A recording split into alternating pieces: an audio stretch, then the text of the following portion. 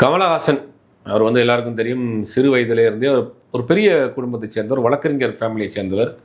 ஆனால் சினிமாவின் மீது தாக்கத்தில் குழந்தை நட்சத்திரமாக நடித்து அப்புறம் சினிமாவில் அவர் பார்க்காத வேலையே கிடையாது.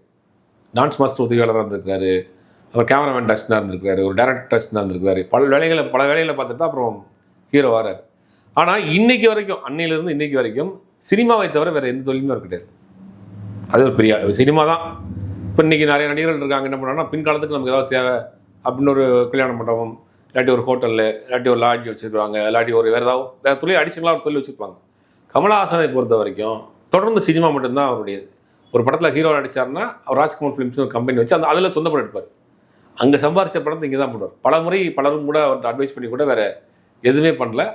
புதுசாக கற்றுட்டு இருப்பார். சமீபத்தில் பார்த்து மிரண்டு போன விஷயம் வந்து அமெரிக்காவுக்கு போயிருக்கிறார். அங்கே ஏதோ ஒரு கேமரா எக்ஸ்போ நடந்திருக்கு. அங்கே போய் அதை பார்த்து அதில் என்னென்ன லேட்டஸ்ட் மாடல் வந்திருக்கு, லேட்டஸ்ட் அப்டேட் வந்திருக்குன்னு பார்த்து அதை வந்து செக் பண்ணிட்டு இருக்காரு.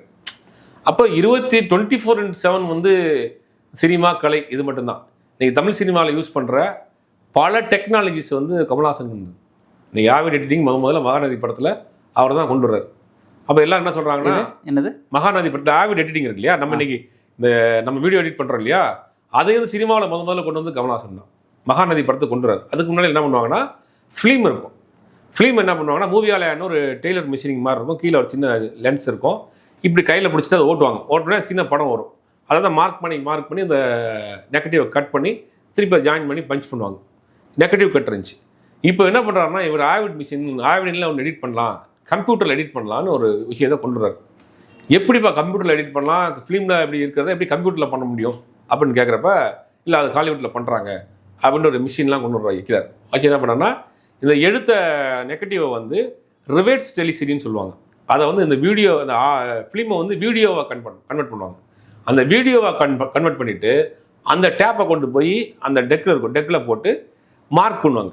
இந்த 3வது சீனில் இந்த ஷாட் ஓகே, இந்த ஷாட் ஓகேன்னு மார்க் பண்ணிவிட்டு அந்த மார்க் லிஸ்ட்டை எடுத்துகிட்டு வந்து இந்த நெகட்டிவில் கட் பண்ணுவாங்க.